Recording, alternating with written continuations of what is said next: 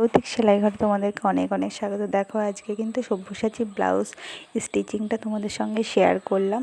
আগে কিন্তু আমি এর কাটিং ভিডিওটা দিয়ে দিয়েছি, তোমরা অবশ্যই আমার চ্যানেলে দেখে নিতে পারো।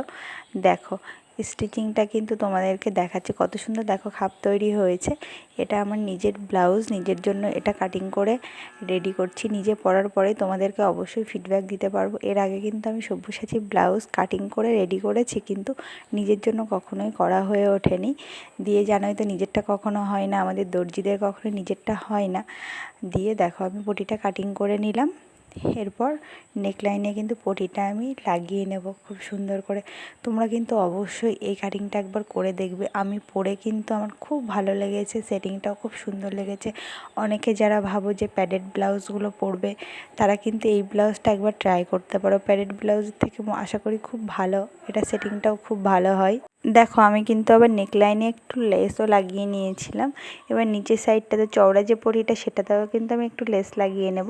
সব্যসাচী ব্লাউজ কাটিংয়ে সমস্ত সময় তোমরা দেখবে যে একটু নেকলাইনে বা পটির ওখানটায় একটু কিন্তু সবাই লেস লাগিয়ে করে, দেখতে কিন্তু ভালো লাগে। তবেই তো বোঝা যাবে যে এটা কাটিংটা কি না। দিয়ে দেখো ফিনিশিংটা তো কিন্তু দারুণ হয়েছিল। দেখো এটা কিন্তু সামনের ফ্রন্ট পার্টটা ফিনিশিংটা, এটা টোটাল ব্লাউজের রেডি পার্টটা। এবার দেখো পরার পরে ব্লাউজটার কত সুন্দর সেটিংটা হয়েছে। অবশ্যই তোমাদের ভালো লাগলে কমেন্ট করো আর চ্যানেলটাকে